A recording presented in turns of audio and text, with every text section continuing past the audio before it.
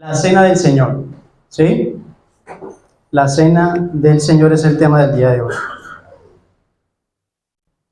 Gracias. Bueno, mis hermanos, yo estoy plenamente convencido de que este tema, ¿sí? Orándole al Señor, Dios quiere que lo traigamos el día de hoy, ¿sí? Y me di cuenta que mientras preparaba el tema, ¿sí? Mientras lo estudiaba, nosotros tenemos una necesidad de comprender más precisamente qué significa la cena del Señor, porque nosotros acá lo practicamos semana tras semana, ¿no? Y muchas veces nosotros quizás no comprendamos bien el significado. Y es peligroso, ¿sí? Proverbios 19:2, lo voy a leer de la versión de las Américas, dice lo siguiente: tampoco es bueno para una persona carecer de conocimiento, y el que se apresura con los pies, peca, ¿sí? Así que si nosotros no tomamos la cena del Señor con un conocimiento correcto, estamos cayendo en pecado, mis hermanos, ¿sí? Entonces es importante entenderlo. ¿Por qué? Porque algunos, por ejemplo, piensan que la cena del Señor la pueden tomar en sus casas, ¿sí? Que el padre de familia puede reunirse con cada uno de ellos y partir el pan y tomar la copa, y piensan que están tomando la cena, pero a la luz de la palabra no es así. Otros, por ejemplo, en la pandemia, celebraban la cena virtualmente, ¿sí? Pero eso es incorrecto, ¿sí? Por eso es importante comprender bien el significado. Así que, mis hermanos, dispónganse, este tema para nosotros va a ser de mucha bendición, a pesar de que no ha sido tan predicado en esta iglesia local. Hoy lo vamos a ver, ¿sí? Y vamos a conocer un poco más de qué es lo que es la cena del Señor. Entonces, confío, mis hermanos, que Dios nos abra el entendimiento, como dice su palabra en el Salmo 119:18, dice: abre mis ojos y miraré las maravillas de tu ley. Así que bien dispuestos, mis hermanos, ¿sí? Entonces, habiendo esto dicho a modo de introducción, para el sermón del día de hoy voy a responder a 6 preguntas, ¿sí? Voy a responder a 6 preguntas que me he planteado, y son las siguientes. Primero, ¿qué es la cena del Señor? Número 2, ¿cuándo fue instituida la cena del Señor? Número 3, ¿qué significa la cena del Señor? Número 4, ¿con qué frecuencia la iglesia debe celebrar la cena del Señor? Número 5, ¿quiénes pueden participar de la cena del Señor? Y número 6, ¿cómo debemos participar de la cena del Señor? ¿Ok? Pero entonces, antes de iniciar, quiero que comprendamos por qué el título, ¿sí? ¿Por qué cena del Señor? Hay unos que le dicen la mesa del Señor, otros Santa Cena, ¿sí? Otros la comunión, otros Eucaristía, porque en algunas iglesias no católicas, sino evangélicas, también le llaman la Eucaristía, que significa acción de gracias, pero nosotros lo tomamos de la Escritura, ¿sí? Le damos este nombre, como lo dice allí. Vamos a buscar 1 Corintios 11, versículo 20, y vamos a ver por qué le llamamos cena del Señor. 1 Corintios 11, verso 20.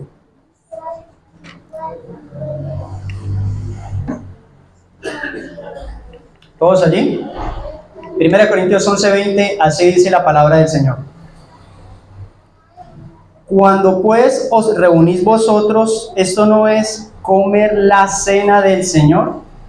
¿Sí? Ese es el nombre que el Espíritu Santo ha inspirado al apóstol Pablo para determinar así esta celebración, la cena del Señor. Entonces, habiendo aclarado esa parte, vamos a responder la primera pregunta del día de hoy. ¿Qué es la cena del Señor? ¿Qué es la cena del Señor? Y de una manera bien sencilla, la cena del Señor es una ordenanza o un sacramento dicho directamente de nuestro Señor Jesucristo, ¿sí? El término sacramento posee su raíz etimológica en el latín sacramentum, cuyo significado literal viene dado por sacra, que significa sagrado, y mentum, que quiere decir medio, instrumento o modo, ¿sí? Entonces, por lo tanto, el significado de sacramento etimológico es el modo sagrado o la manera sagrada, ¿sí? O una mejor definición clásica, a través de la historia de la iglesia dada por Agustín de Hipona, dice lo siguiente: un sacramento es un signo visible de la gracia invisible que Dios le otorga al creyente. ¿sí? Quedémonos con esa. Dice, un sacramento es un signo visible de la gracia invisible que Dios le otorga al creyente, ¿sí? Y aquí nosotros tenemos que hacer una diferencia con los sacramentos que tiene la Iglesia Católica, ¿no? O el catolicismo romano. Ellos creen en 7 sacramentos, como el bautismo, la confirmación, el matrimonio, las penas y otras, ¿sí? Entre otras. Pero la diferencia con nosotros es que nosotros no vemos los sacramentos como un medio por el cual Dios infunde gracia salvadora, ¿sí? Nosotros no lo vemos así, ellos sí lo ven así. Ellos creen que los sacramentos hacen parte o es un proceso en el cual Dios está salvando progresivamente al pecador.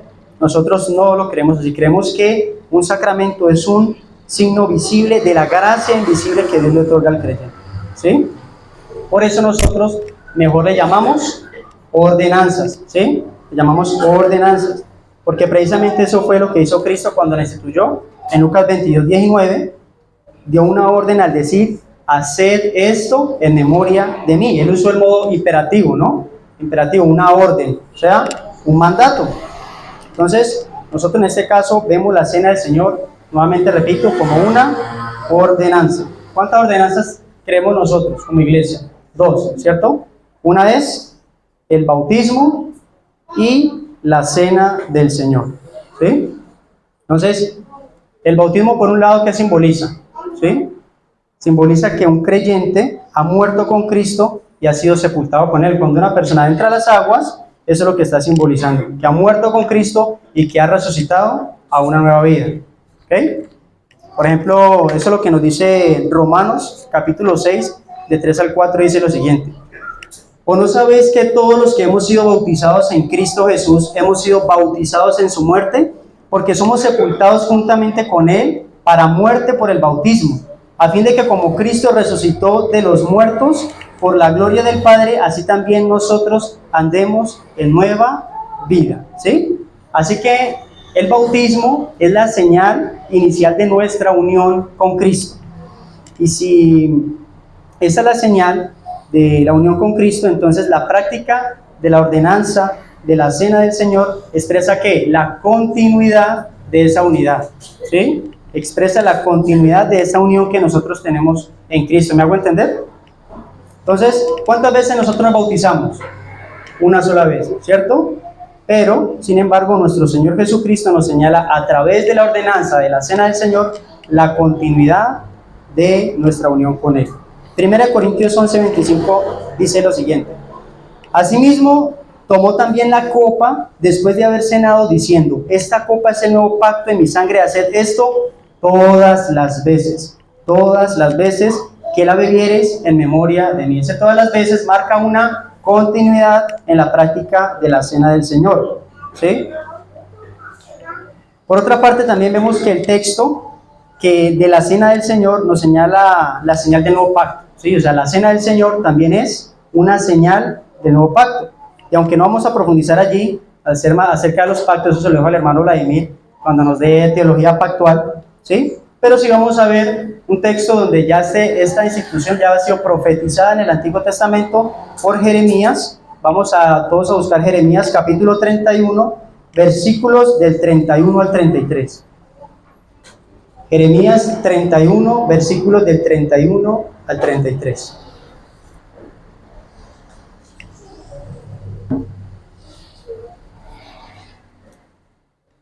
¿Estamos todos allí? Bueno. Jeremías 31, del 31 al 33. Así dice la palabra del Señor. He aquí vienen días, dice Jehová, en los cuales haré nuevo pacto con la casa de Israel y con la casa de Judá. No como el pacto que hice con sus padres el día que tomé su mano para sacarlos de la tierra de Egipto, porque ellos invalidaron mi pacto, aunque fui yo un marido para ellos, dice Jehová. Pero este es el pacto que haré con la casa de Israel. ¿Sí? ¿Cuál es el pacto que haré? Aquí dice el Señor. Daré mi ley en su mente y la escribiré en su corazón. Y yo seré a ellos por Dios y ellos me serán por pueblo. ¿Sí? Esto de una manera sencilla lo que dice la Biblia respecto al nuevo pacto, ¿no? Vemos que es una ordenanza, ¿sí? Vemos que es la señal del nuevo pacto. Amén. Entonces vamos a pasar a la pregunta número 2. Dice, ¿cuándo fue instituida la cena del Señor? ¿Cuándo fue instituida la cena del Señor? La palabra nos muestra que la cena fue instituida durante la Pascua, ¿sí? Conocida también como la última cena. Acompáñenme nuevamente a Mateo, la lectura que dicen nuestros hermanos siguen, capítulo 26, del 17 al 20, y luego pasamos al versículo 26 al 29. Aquí les voy a pedir, mis hermanos, que seamos lo más rápido posible para buscar estos textos, y vamos a ver mucha Biblia. Mateo capítulo 26, versículos 16 al 20. Así dice la palabra de Dios. El primer día de la fiesta de los panes sin levadura, vinieron los discípulos a Jesús, diciéndole, ¿dónde quieres que preparemos para que comamos la Pascua? Y él dijo, id a la ciudad de cierto hombre y decirle, el maestro dice, mi tiempo está cerca, en tu casa celebraré la Pascua con mis discípulos. Y los discípulos hicieron como Jesús le mandó. Y prepararon la Pascua cuando llegó la noche y se sentó a la mesa con los 12. Pasemos al versículo 26 al 29. Dice, y mientras comían, tomó Jesús el pan y bendijo y lo partió y dio a sus discípulos y dijo, tomad y comed, esto es mi cuerpo. Y tomando la copa y habiendo dado gracias, les dio diciendo, bebed de ella todos, porque esto es mi sangre del nuevo pacto que por muchos es derramada para remisión de los pecados.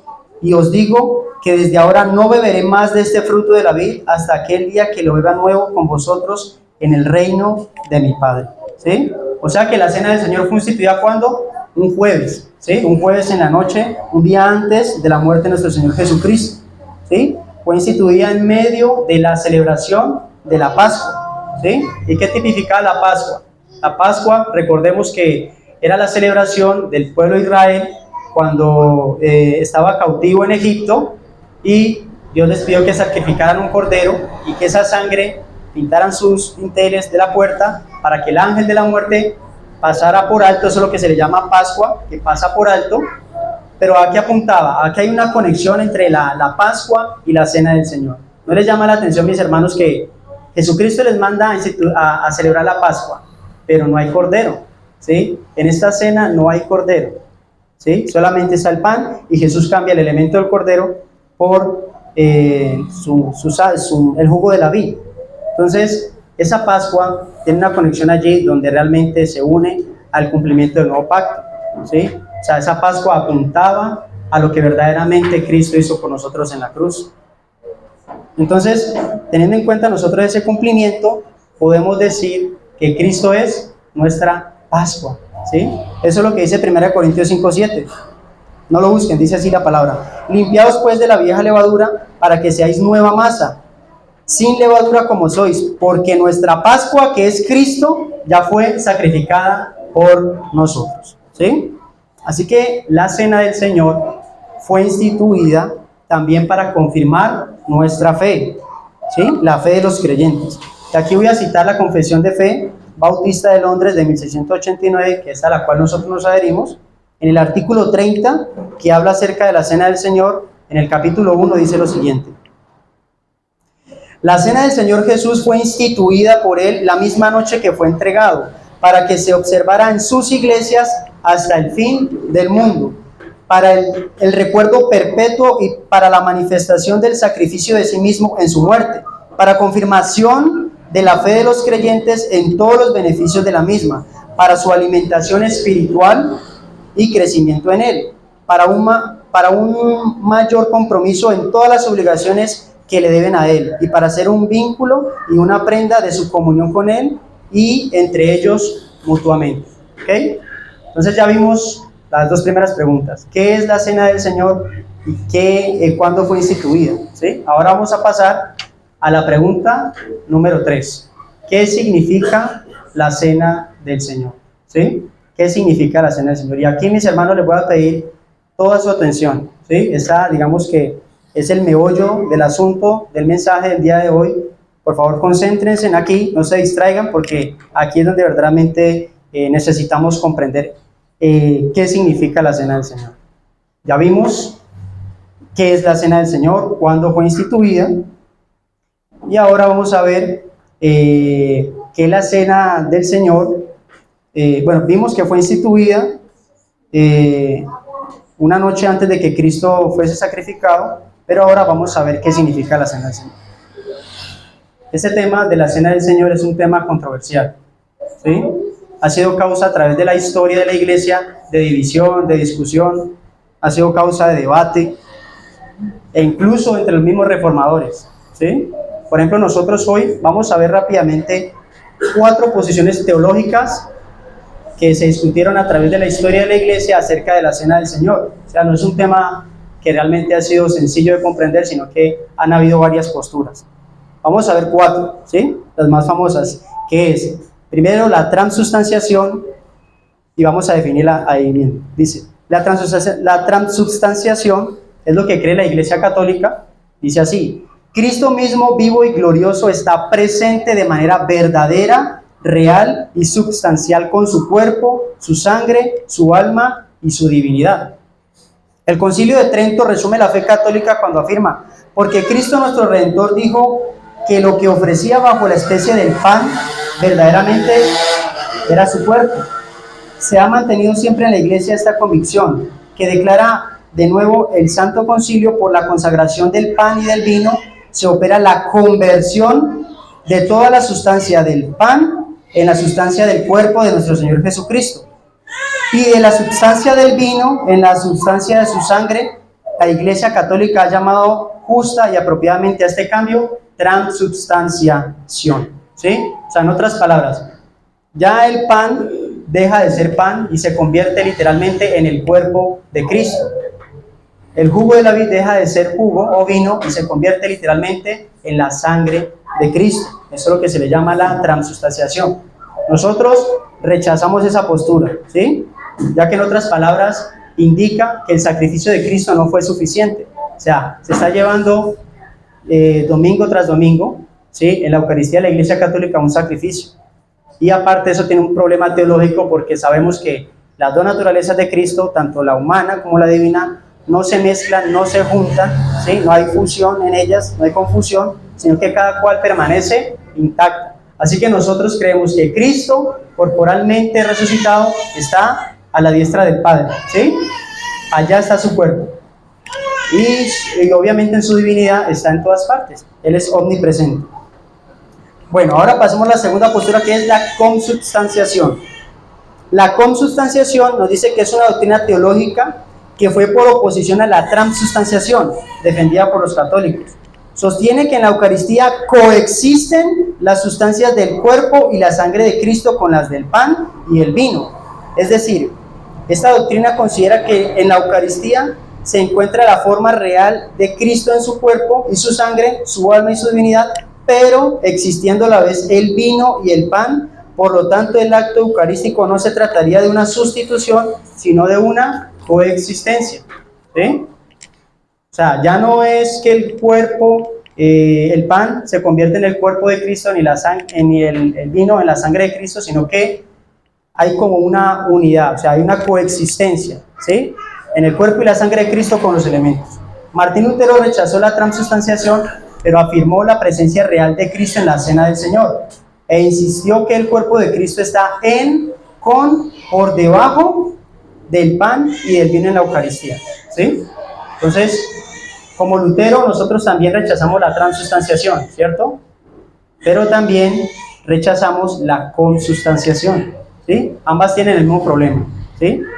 Ambas tienen el mismo problema. Cristo en su humanidad está en un lugar a la vez y no puede por un mero acto, porque ellos creen que en el acto de consagración de los elementos, ahí es donde sucede este tema de sea la transubstanciación o la consubstanciación, como dice Martín Lutero.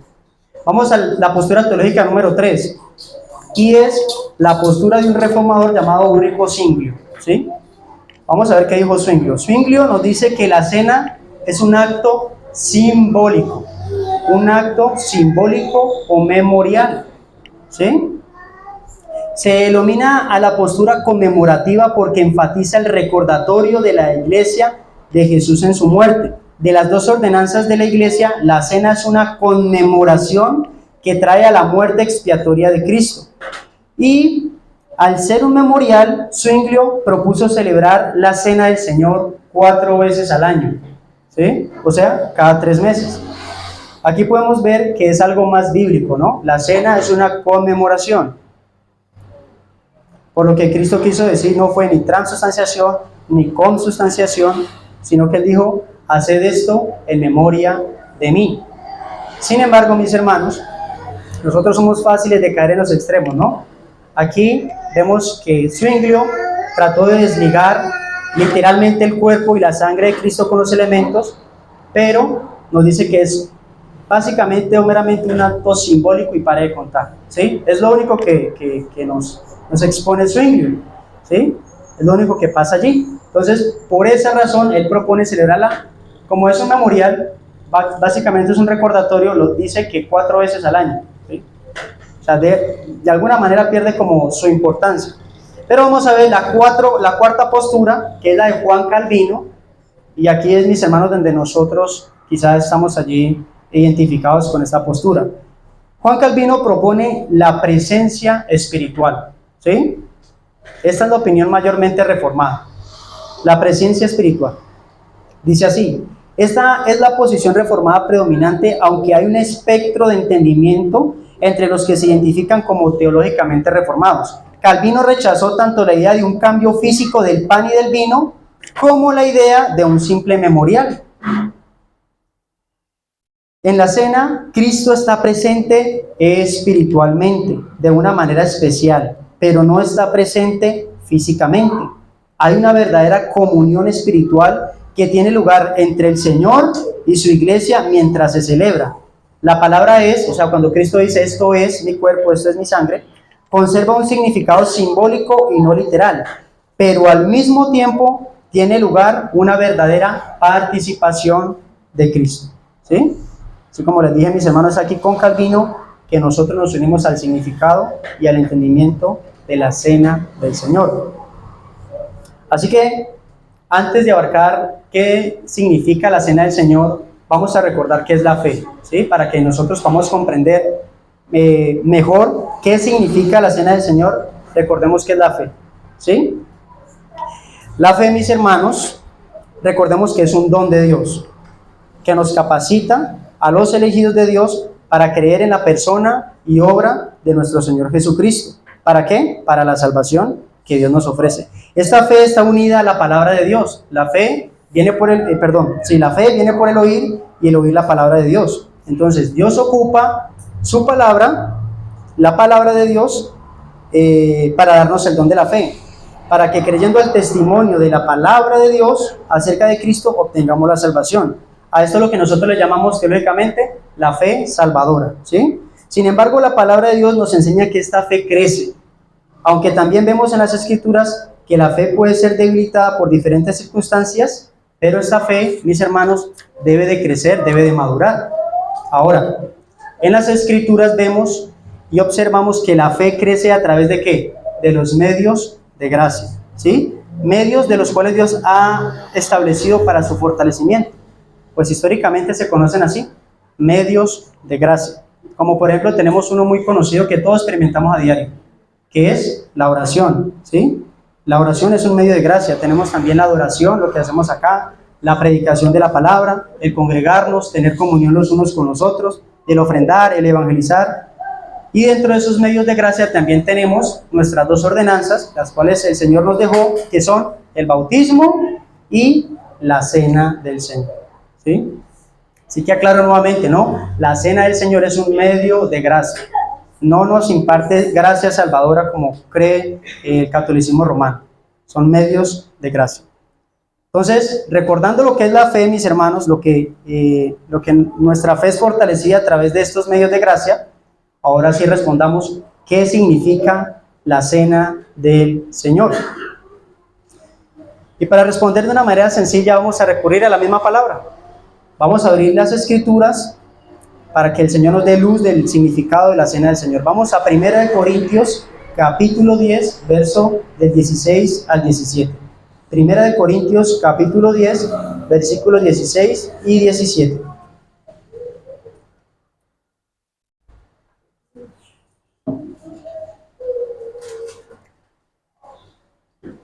Vamos rápidamente allí. 1 Corintios, capítulo 10, del 16 al 17.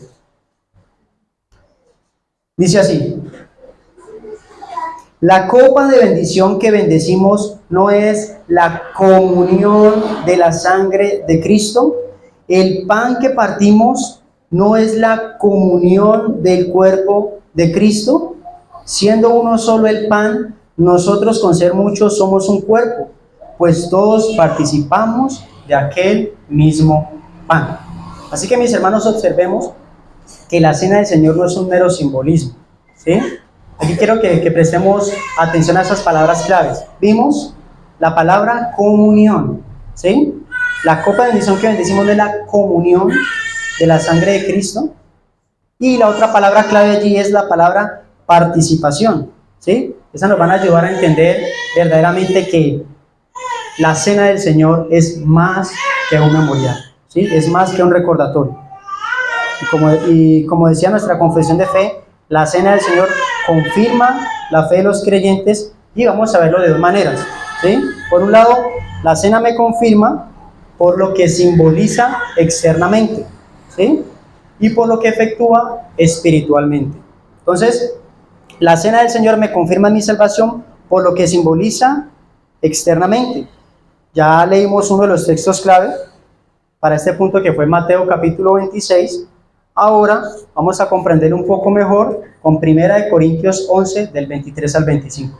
Vamos a buscar 1 Corintios 11 del 23 al 25.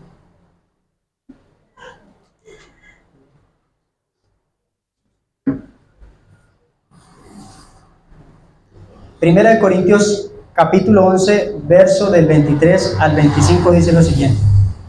¿Todos allí? Ok. Dice así la palabra del Señor: porque yo recibí del Señor lo que también os he enseñado, que el Señor Jesús, la noche que fue entregado, tomó pan, y habiendo dado gracias, lo partió y dijo: tomad, comed, esto es mi cuerpo que por vosotros es partido, haced esto en memoria de mí. Asimismo, tomó también la copa, y después de haber cenado, diciendo: esta copa es el nuevo pacto en mi sangre, haced esto todas las veces que la bebiereis en memoria de mí.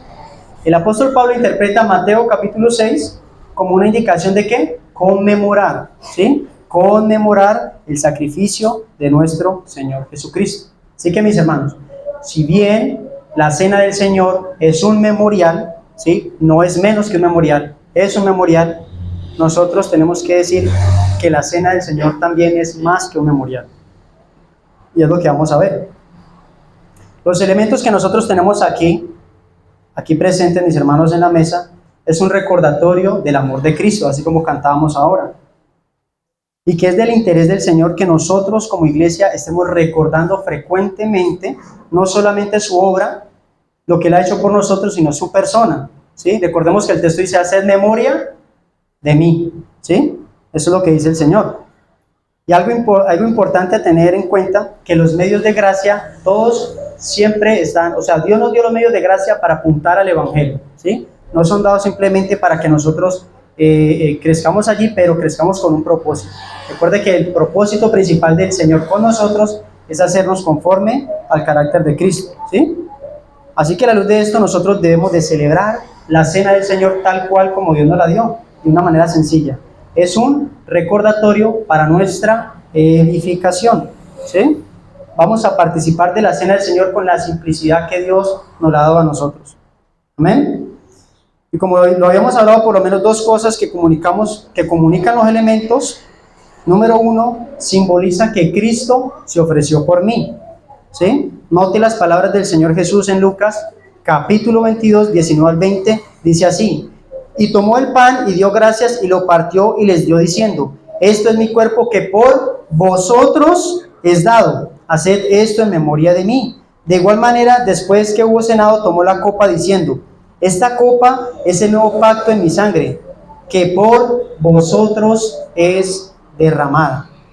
Por lo tanto, la cena del Señor tiene el propósito de recordarnos que Cristo fue crucificado por nosotros. Amén, por nosotros, ¿sí? Así que, mis hermanos, de manera tan segura que como nuestros ojos pueden ver que el pan representa el cuerpo de nuestro Señor cuando es partido, Y tan cierto que cuando nuestros ojos ven la copa que se comparte con nosotros, así tan cierto fue que Cristo fue ofrecido y sacrificado por mí y que su sangre fue derramada en la cruz. ¿Sí? Una de las maneras con las cuales nosotros aprendemos es por medio de ver. ¿Sí? Dios nos ha dado imágenes, ¿sí? Imágenes visibles para que nosotros seamos ayudados. Por ejemplo, recordemos el bautismo. ¿Qué simboliza el bautismo? O sea, es una imagen no solamente visible, sino movible. Cuando una persona entra a las aguas, vemos que esa persona representa que ha sido sepultada con Cristo, y cuando sale de las aguas, representa que es levantado para una nueva vida, ¿sí? Allí se nos presenta de alguna manera el Evangelio. Cristo fue sepultado, muerto, pero también fue resucitado, ¿sí? Eso es lo que simboliza el bautismo. Asimismo, la cena del Señor. Por medio de estos medios visibles, nosotros somos ayudados a recordar lo que es el Evangelio. Cuando nosotros vemos que el pan es partido, bueno, no lo hacemos acá, pero se podría hacer, cuando el pan es partido y la copa es presentada, tan cierto como nosotros vemos que esos elementos son dados, asimismo nosotros podemos estar seguros que Cristo se dio por nosotros, ¿sí? Cristo se dio por nuestros pecados. O sea, la imagen que nosotros tenemos acá presente, mis hermanos, es una clara señal de nuestra debilidad. La imagen que Dios nos ha dado de los elementos nos ayuda a nosotros a recordar, ¿sí? A recordar que Cristo se dio por mí. Entonces, aquí la cena del Señor nos recuerda que nuestros pecados han sido perdonados por Cristo y que Cristo se sacrificó voluntariamente por nosotros. Nos recuerda que hemos sido santificados porque Cristo se entregó totalmente por nosotros. Nos recuerda que Dios nos ha adoptado y ya no somos sus enemigos, sino miembros de su familia. ¿Sí? O sea, mis hermanos, nosotros podemos ver el tiempo tan especial, o sea, tan íntimo, que es participar de la cena del Señor. O sea, Cristo comunicándose con nosotros, o sea, diciéndonos de una manera particular: fue por ti, Edwin, fue por ti, Mauricio, fue por ti, Steven, fue por ti, Vladimir. Come el pan que representa mi cuerpo que di por ti. Bebe del vino que representa mi sangre que derramé por ti. Me sacrifiqué por ti, dice el Señor. Cómelo tú, porque fue para ti. Eso es lo que nos comunica la cena. ¿Ok? En primer lugar, vemos que es un recordatorio, un memorial. Ahora vamos a ver por número 2, que la cena del Señor nos dice que Cristo me nutre espiritualmente. ¿Sí? Aquí vamos a ver que la cena del Señor es más que un simple memorial. ¿Sí? Y como habíamos dicho, la cena del Señor representa una realidad invisible, que cada vez que nosotros tomamos la cena hay una realidad espiritual, ¿sí? Pero a veces, mis hermanos, nosotros somos muy lentos, la verdad, muy lentos para captar estas cosas. Somos lentos. Y nuevamente coloco el ejemplo del bautismo. Así como el bautismo, el agua, el elemento del agua, ¿para qué sirve el agua también? Sirve para purificar, ¿cierto? Para lavar, ¿sí? En medio del bautismo simboliza que también nuestros pecados fueron lavados. De la misma manera, la cena del Señor es que es una comida. La cena del Señor es una comida, y el propósito de esa comida es recordarme que yo soy nutrido espiritualmente por Cristo cuando practico esta ordenanza, ¿sí?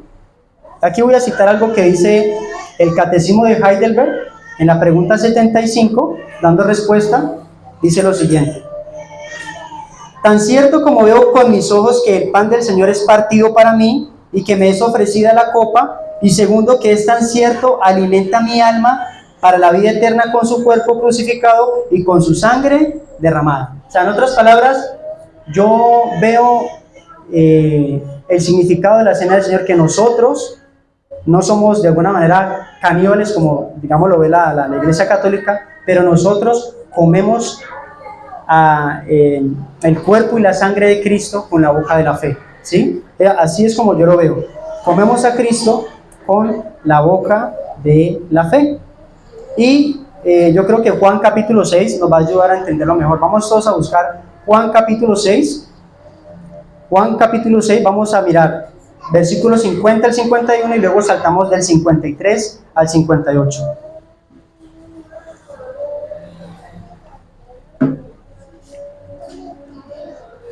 Juan capítulo 6, versículos 50 al 51 y luego pasamos al 53. ¿Estamos todos allí? Bueno, así dice el Señor. Prestemos atención al lenguaje que utiliza nuestro Señor Jesucristo allí, que es un lenguaje comparativo, ¿no?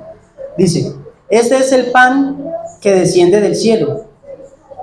Juan capítulo 6, versos 50 al 51. Este es el pan que desciende del cielo, para que el que come de él no muera. Allí está hablando nuestro Señor Jesucristo, ¿no? Continuamos. Yo soy el pan vivo que descendió del cielo. Si alguno comiere de este pan, vivirá para siempre. Y el pan que yo daré es mi carne, la cual yo daré por la vida del mundo. Pasemos al versículo 53. Jesús les dijo, de cierto os digo, si no coméis la carne del Hijo del Hombre y bebiereis su sangre, no tenéis vida en vosotros. El que come mi carne y bebe mi sangre, tiene vida eterna, y yo le resucitaré en el día postrero. Porque mi carne es verdadera comida y mi sangre es verdadera bebida. El que come mi carne y bebe mi sangre, en mí permanece y yo en él. Como me envió el Padre viviente y yo vivo por el Padre, asimismo el que me come, él también vivirá por mí.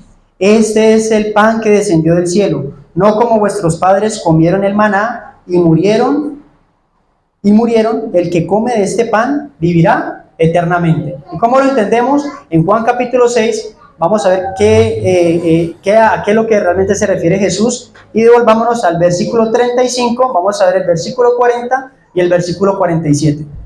¿Ok? Ahí mismo en Juan capítulo 6. Dice así, versículo 35. Jesús les dijo, yo soy el pan de vida, el que a mí viene nunca tendrá hambre. Y el que en mí, ¿qué? En el que en mí cree, no tendrá sed jamás. Versículo 40. Y esta es la voluntad del que me ha enviado, que todo aquel que ve al Hijo y cree en él, tenga vida eterna, y yo le resucitaré en el día postrero. Verso 47. De cierto os digo, el que cree en mí, tiene vida eterna. Amén. Entonces la fe, mis hermanos, es el medio por el cual nosotros participamos de la comunión del cuerpo y de la sangre de Cristo. ¿Sí? O sea, dicho de otro modo, si la comida física está hecha para nutrir, ¿cierto? Para sostener la vida del hombre, asimismo el propósito de la cena del Señor es que cuando el pan y el vino entran por mi boca y me nutren, tan cierto es que Cristo me alimenta y me sostiene espiritualmente. Entonces, nuevamente, mis hermanos, la cena es un memorial, pero estamos viendo que los elementos visibles representan una realidad espiritual. ¿Sí? Cuando yo como del pan y bebo de la copa, simbólicamente, espiritualmente estoy recibiendo del cuerpo y de la sangre de nuestro Señor Jesucristo, que me nutre, me fortalece, me capacita, me sostiene y me sustenta. ¿Sí? O sea, la cena del Señor es una comunión espiritual. Y vamos a volver a las palabras claves. Ahorita vamos a leer 1 Corintios 10, del 16 al 20. 1 Corintios 10, del 16, al 22.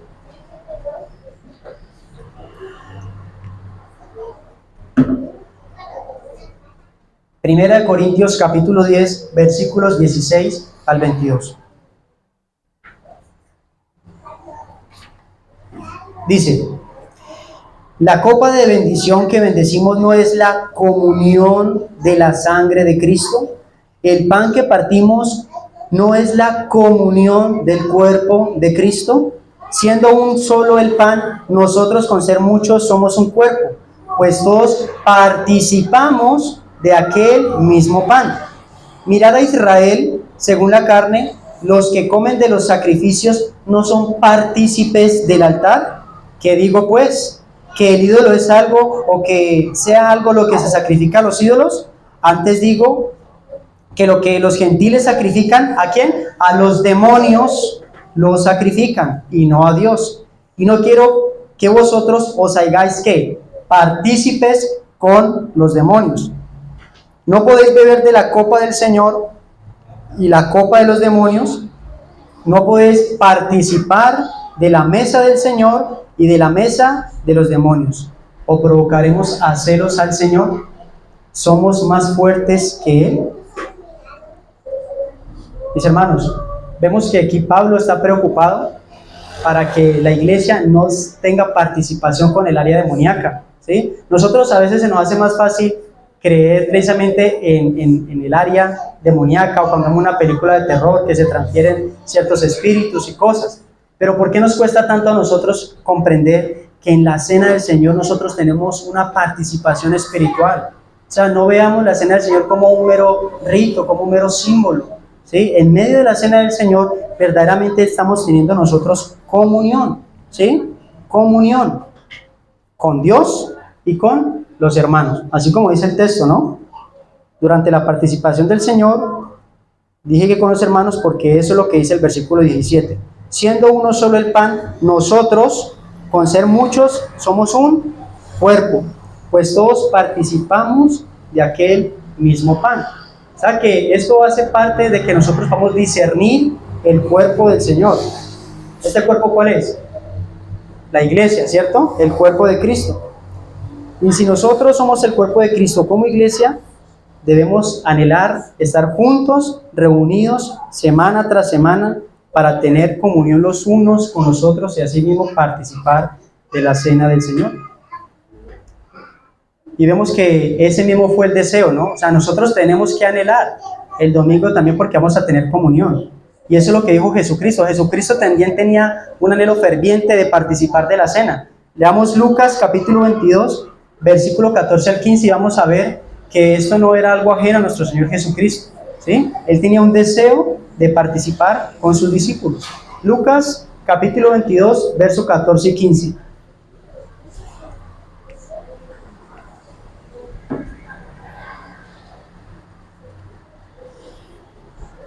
Lucas capítulo 22, versos 14 y 15. Dice así: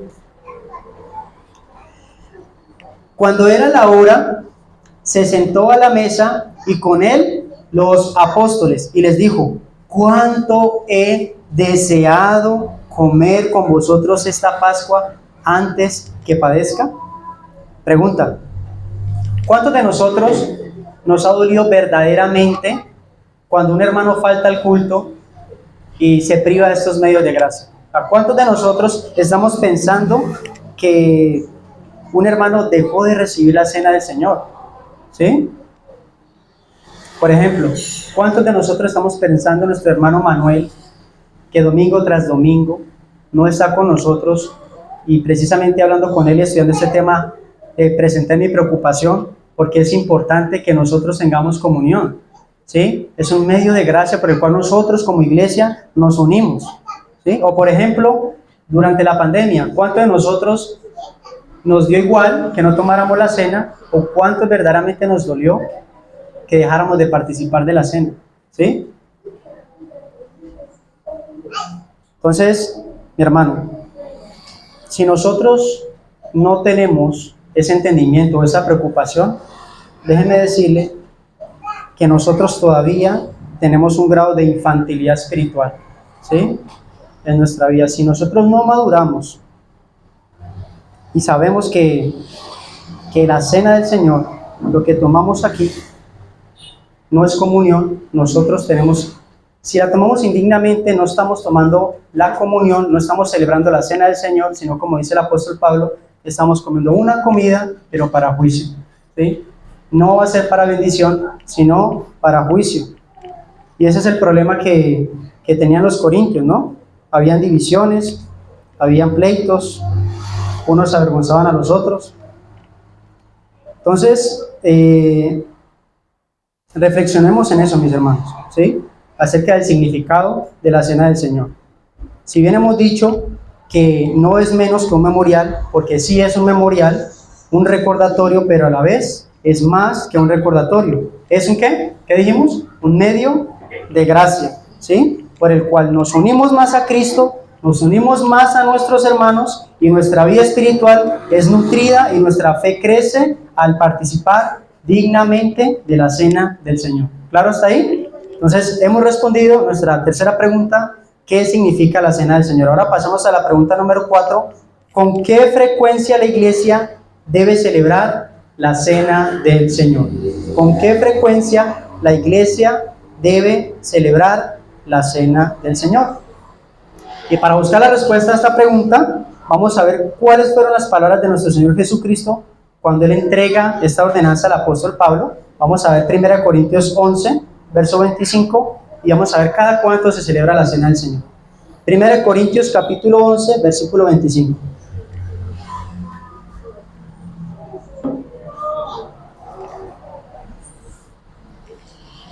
Primera Corintios capítulo 11, versículo 25. Dice así: Asimismo tomó también la copa y después de haber cenado diciendo, esta copa es el nuevo pacto en mi sangre. ¿Hace esto cada cuánto? Todas las veces que la bebiereis en memoria de mí. ¿Qué dice el Señor? Todas las veces. Hubiera sido más fácil que el Señor hubiera hecho semanalmente, mensualmente, pero ¿qué dice Él? Todas las veces. ¿Sí? Es por eso que aquí muchos se vuelven independientes en cuanto a la frecuencia con la que participan de la cena, ¿sí? Unos los hacen cada 8 días como nosotros, otros cada 15 días, otros cada mes, o como Zwinglio cada 3 meses, otros cada año, en fin. Sin embargo, mis hermanos, nosotros debemos de considerar que no somos nosotros los que debemos de buscar o debemos de definir cada cuánto participamos de la cena, ¿sí? Si bien nuestro Señor Jesucristo no lo especifica, pero la palabra nos da ciertos detalles que podemos ver, porque es importante saber de que si desligamos la cena del Señor después de comprender lo que significa, yo creo que sería como muy torpe dejar de participar frecuentemente de un medio de gracia que Dios ha dejado para la edificación de su iglesia, ¿sí? Así que considero de una manera muy respetuosa, ¿sí?, a aquellos que participan esporádicamente de la cena del Señor. Pero nosotros, por el contrario, debemos de valorar lo que el Señor nos ha entregado, ¿sí? Y vamos a ver qué nos dice la palabra para saber de nosotros cada cuánto podemos participar o por qué lo hacemos cada 8 días. 1 Corintios 11, del 17 al 20. 1 Corintios 11, del 17 al 20. Vamos a ver, hay unas palabras clave que el apóstol Pablo nos muestra para que nosotros saquemos conclusiones. 1 Corintios 11, del 17 al 20. Dice así: Pero al anunciaros esto que sigue, no os alabo, porque no os, ¿qué dice ahí? Congregáis. ¿Cada cuánto nos congregamos nosotros? Cada 8 días, ¿cierto? No os congregáis para lo mejor, sino para lo peor. Pues en primer lugar, cuando ¿qué? Os reunís como iglesia. ¿Cada cuánto nos reunimos como iglesia? Cada día el Señor. Oigo que hay entre vosotros divisiones y en parte lo creo, porque es preciso que entre vosotros haya disensiones, para que se hagan manifiestos entre vosotros los que son aprobados. Y dice, cuando pues os reunís vosotros, nuevamente, esto no es comer la cena del Señor. O sea, el apóstol Pablo está dando por sentado que los corintios cada vez que se reunían estaban tomando la cena del Señor. Y vemos que el apóstol Pablo no está corrigiendo cada cuánto la están tomando. Él está corrigiendo ¿qué? El corazón con el cual están tomando la cena. Es allí donde el apóstol Pablo se enfoca. Ustedes están tomando la cena del Señor indignamente, ¿sí? Él no está corrigiendo que porque la están tomando cada 8 días, ni tan frecuentemente, sino que ellos la están tomando con una actitud que no es correcta, ¿sí? Por otro lado, unos capítulos más adelante, no lo vayan a buscar, en 1 Corintios 16 del 1 al 2, nos dice otro detalle, dice lo siguiente: en cuanto a la ofrenda para los santos, haced vosotros también de la manera que ordené a las iglesias de Galacia. ¿Qué dice? Cada primer día de la semana, cada uno de vosotros ponga aparte algo, cada primer día de la semana, ¿sí? Era algo sistemático. Pero ahorita sí vamos a buscar Hechos capítulo 20, versículo 7. Hechos capítulos 20, versículo 7. Esta puede ser una referencia que nos pueda convencer probablemente de la participación semanal de la cena del Señor.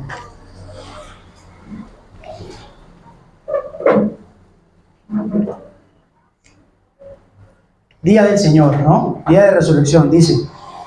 El primer día de la semana, reunidos los discípulos, ¿para qué? Para partir el pan. Ahí eso quiere decir que es la cena del Señor.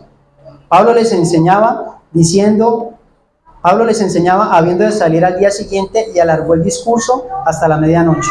¿Sí? O sea, esas mismas palabras de partir el pan es lo que el apóstol Pablo lo llama en 1 Corintios 10, 16, hablando de la mesa del Señor o la cena del Señor. Él dice, la copa de bendición que bendecimos no es la comunión con la sangre de Cristo. Dice, el pan que partimos no es la comunión con el cuerpo de Cristo.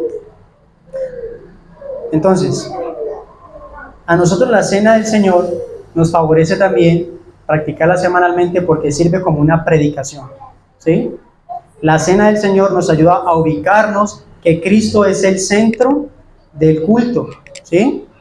Cristo es el centro. Si bien hay temas en la Biblia que son prácticos, ¿sí? O hay veces son un poco particulares que no tocan directamente el Evangelio, la cena nos ayuda a nosotros que Cristo es el centro del culto, ¿sí? Cristo, la gloria de Dios en el Evangelio es el centro. Entonces, si esta predicación semanal que nos hace la cena del Señor nos recuerda nuestra fe y también nos recuerda lo que nosotros creemos como iglesia. ¿Y qué es lo que creemos nosotros? ¿Qué es lo que creemos nosotros acerca de la cena? ¿Qué es lo que nos comunica? ¿Sí? Nuestra fe nos dice que nosotros, miserables pecadores, merecedores del juicio de Dios, del castigo eterno, ¿sí? Dios en su amor dio a su Hijo para que fuera castigado por mis pecados. Y cuando vemos el pan partido y el vino representado, recordamos que Cristo fue dado por mí y que ahora tengo vida eterna y esperanza de vida por el sacrificio de Jesucristo, ¿sí? O sea, nuestra fe no se basa en que nosotros estamos portando bien. La cena nos muestra todo lo contrario, que nosotros somos impotentes, débiles, que nosotros no podemos salvarnos por nosotros mismos, ¿sí? La cena nos recuerda que no es así. Nos recuerda más bien que el sacrificio de Jesús fue para perdonar nuestros pecados. Entonces, mis hermanos, el reto que nosotros tenemos como iglesia es no permitir que esta práctica que nosotros tenemos de participar de la cena del Señor semanalmente se nos vuelva un rito, ¿sí? Se nos vuelva algo que es común, como que, sí, es la cena del Señor hace parte del culto y vamos a tomar la cena, eso es una parte más. No, tenemos que verla con el sentido que la palabra de Dios nos muestra y como Dios quiere que la veamos. Si no, simplemente estamos comiendo un pedacito de pan y un juguito, no más. ¿Sí? ¿Amén? Bueno, vamos a pasar a la quinta pregunta y vamos terminando. Y nos dice, ¿quiénes pueden tomar la cena del Señor?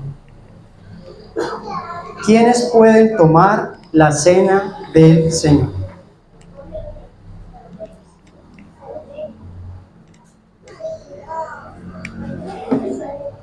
La respuesta puede ser obvia, ¿no? Para todos nosotros. Pero bueno, vamos a responderla. Dice, únicamente los creyentes regenerados, nacidos de nuevo, son los convidados a la mesa del Señor. Y estos deben primeramente, ¿qué? Ser bautizados, ¿sí? Jesús cerró la cena. ¿Únicamente para quiénes? Para sus apóstoles, para sus discípulos. No le dio la cena a cualquiera, ¿sí? No dio la cena a cualquier persona. Lucas 22, 14, 15 dice, cuando era la hora, se sentó a la mesa y con él los apóstoles y les dijo, ¿cuánto he deseado comer con quién? Con vosotros, le dijo a los apóstoles, con vosotros esta Pascua antes que padezca. Y en Hechos, capítulo 2, del 41 al 42, nos muestra como unas pautas de quién debe tomar la cena del Señor. Dice así el texto, Hechos 2, del 41 al 42. Así que los que recibieron su palabra, primer punto, aquellos que van a tomar la cena del Señor han recibido la palabra, y dice, y fueron bautizados, ¿sí? Se añadieron aquel día como 3,000 personas, y perseveraban ¿en qué? En la doctrina de los apóstoles, en la comunión unos con otros, y en el partimiento del pan, y en las oraciones. Entonces vemos que para que una persona pueda participar de la cena del Señor, tiene que recibir la palabra, tiene que recibir el Evangelio, debe ser bautizado para poder, y como decíamos inicialmente, ¿no? Si el bautismo nos dice que es la señal inicial de nuestra unión con Cristo, entonces la cena del Señor es la continuidad que nos recuerda que estamos unidos al Señor. ¿Sí? Escuchemos bien, yo no dije que la cena era para personas bautizadas, era para personas que primeramente han nacido de nuevo, personas que han sido regeneradas y luego que son bautizadas. Porque nosotros tenemos que tener cuidado, porque aquí pueden llegar muchas personas diciendo que son bautizadas, pero realmente no han nacido de nuevo, ¿sí? Y es lo que nosotros tenemos que buscar. Buscar que nosotros no somos quien para definir quién es salvo y quién no, pero el Señor nos dijo que por sus frutos los conoceréis. Y nosotros debemos de buscar, o sea, la iglesia es responsable de que la cena del Señor sea ministrada con dignidad, o sea, con reverencia, con temor, y no dársela a cualquier persona. Cristo precisamente se la dio a sus apóstoles. Entonces, tenemos que tener en cuenta eso, ¿sí? Puede ser que acá nosotros somos humanos y nos infiltren personas que llegan a tomar la cena, dicen que son bautizados, pero que no son. Pero al Señor no se le pasa ninguno, ¿sí? Allá, en el cielo, no se van a poder infiltrar, ¿sí? Recordemos nosotros la historia de ese hombre que se infiltró en las bodas del rey, que dice que él no estaba vestido de bodas, ¿no? Él no estaba vestido de bodas, y el Señor le dijo que qué hacía ahí, y luego lo mandó ¿a dónde? Al lugar donde está el crujir de dientes, ¿no? La mandó a las tinieblas.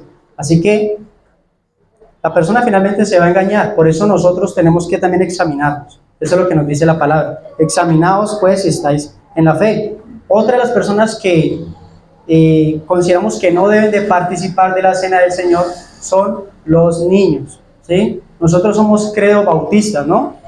Nosotros creemos que las personas que se bautizan son los creyentes que tienen un entendimiento claro de la cena del Señor, y finalmente, si nosotros recibimos a un niño que se ha bautizado, no le podemos demandar responsabilidades a un niño que demanda la iglesia en su membresía, ¿no? No estoy diciendo que por no bautizarlos no sean salvos, pero no es prudente, bíblicamente, que un niño sea bautizado. Nosotros creemos que las personas que se bautizan y toman de la cena del Señor son creyentes ya con la capacidad de discernir, porque es un requisito que está allí en la palabra, ¿no? Para tomar de la cena del Señor hay que discernir el cuerpo y la sangre de nuestro Señor, y eso es de lo que de alguna manera carecen nuestros niños, ¿no? Bueno, por último, y a modo de aplicación, vamos a terminar con nuestra última pregunta del sermón de hoy. ¿Cómo debemos participar de la cena del Señor? ¿Cómo debemos participar de la cena del Señor? Y aquí ojalá, mis hermanos, esto quede implantado en nuestras mentes, ¿sí? Que esto lo podamos recordar cada vez que nosotros vamos a participar de la cena. ¿Cómo debemos de participar? Y la manera de cómo debemos de hacerlo es colocar nuestra mirada en 5 partes, ¿sí? Vamos a ver. 5 partes donde nosotros debemos de mirar con los ojos de la fe al participar de la cena del Señor. Primero, mírate a ti mismo. Es decir, examínate. Primera de Corintios 11, 28 al 32 dice: por tanto, pruébese cada uno a sí mismo y coma así del pan y beba de la copa, porque el que come y bebe indignamente sin discernir el cuerpo del Señor, juicio come y bebe para sí, por lo cual hay muchos enfermos y debilitados entre vosotros, y muchos duermen. Si pues nos examinásemos a nosotros mismos, no seríamos juzgados, mas siendo juzgados, somos castigados por el Señor para que no seamos condenados con el mundo, ¿sí? Así que, mi hermano, discierna el cuerpo y la sangre del Señor. Examínate, ¿sí? Para que en la cena del Señor no estés comiendo juicio para ti. ¿Listo? Entendamos el significado de la cena del Señor. Parte de discernir es comprender qué es lo que significa la cena del Señor. Amén. Mirada número 2. Miremos a nuestro alrededor, o sea, a nuestros hermanos, ¿sí? Preguntémonos: ¿o estás seguro que tú no tienes ningún conflicto con un hermano? o no tienen ningún resentimiento con alguno de sus hermanos?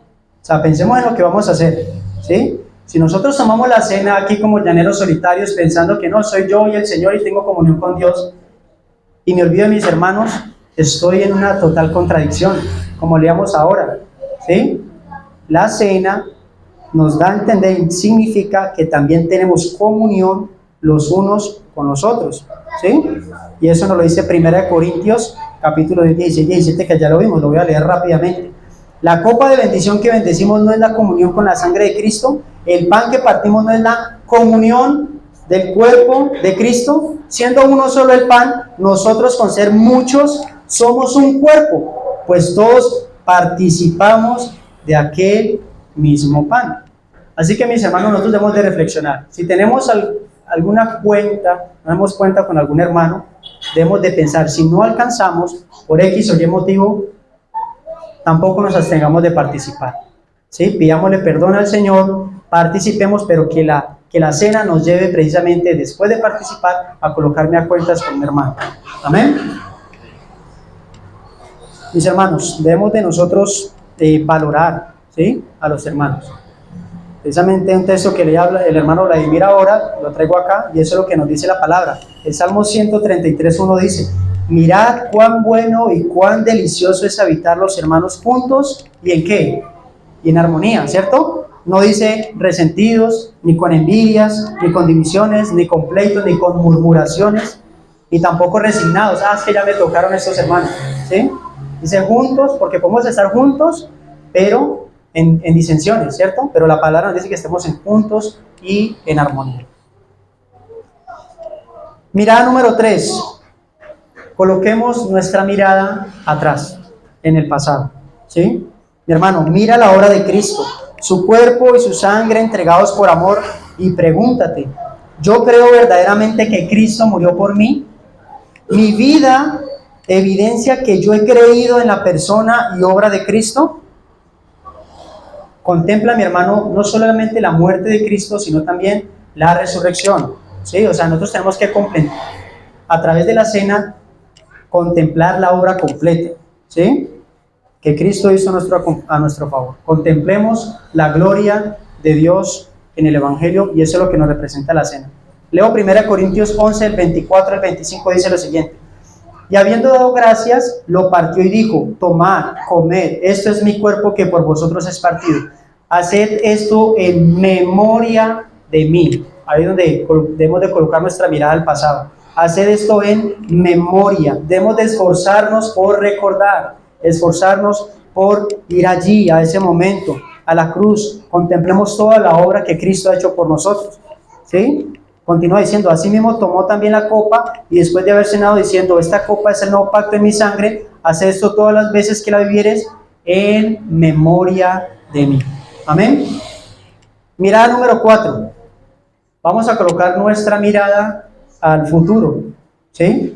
Recordemos que la cena del Señor es un anuncio, es una proclamación.